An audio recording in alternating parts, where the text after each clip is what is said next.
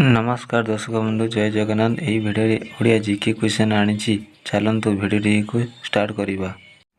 प्रश्न ए कोणार्कर सूर्य मंदिर किए निर्माण करथिले? ए अनंग हिमदेव, बी चड़गंग देव, सी जजाति केसरी, डी लांगुड़ नरसिंह देव। यार सठिक आंसर होची डी लांगुड़ नरसिंह देव। प्रश्न 2 केउं देश रे सबठारु अधिक विद्यालय अछि? ए इंग्लैंड, बी चीन, सी भारत, डी अमेरिका। यार सठिक आंसर होची सी भारत। प्रश्न 3 पृथ्वी पृष्ठरे केतोटी महादेश अछि? ए 7टी, बी 5टी, सी 4टी, डी 6टी। यार सठिक आंसर होची ए 7टी। प्रश्न 4 पृथ्वीर सबठारु धनी देशर नाम कौन? A Japan, B England, C America, D चीन। सांग माने यार सठिक आंसर होची डी चीन। प्रश्न 5 ताजमहल केउ नदी कूल अवस्थित? ए जमुना, बी गंगा, सी महानदी, डी गोदावरी। यार सठिक आंसर होची ए जमुना। प्रश्न 6 भारत रे मोट केतोटी भाषा अछि? ए 120, बी 112, सी 121, डी 100। यार सठिक आंसर होची सी 121। प्रश्न 7 भारतर प्रथम महिला प्रधानमंत्री की थिले? ए इंदिरा गांधी, बी प्रतिमा पाटिल, सी ममता बनर्जी, डी सोनिया गांधी। यार सठिक आंसर है ए इंदिरा गांधी।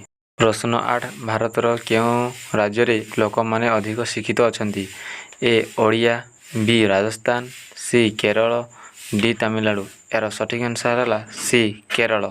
प्रश्न 9 ओडिशार केउंठारे स्पंज लुहा कारखाना अछि? ए ढेंकानाल, बी कटक, सी खर्दा, डी बड़बिल। यार सठिक आंसर है डी बड़बिल।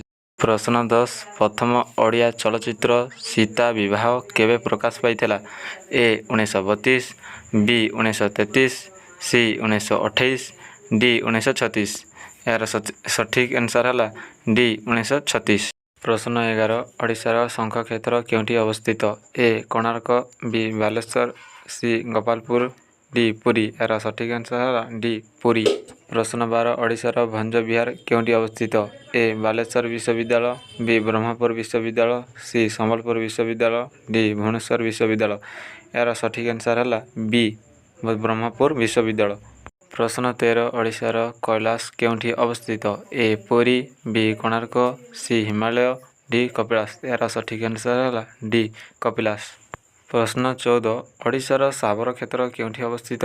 ए फुलवाणी, बी कटक, सी भंजनगर, डी कोरापुट। यार सठिक आंसर है डी कोरापुट। प्रश्न 15 ओडिशार ज्योति विहार केउंठी अवस्थित? ए संबलपुर, बी केन्दुझर, सी बालेश्वर, डी बलांगीर। यार सठिक आंसर है ए संबलपुर। नुआ नुआ वीडियो देखिए आम चैनल को सब्सक्राइब करंतु। रहिली जय जगन्नाथ।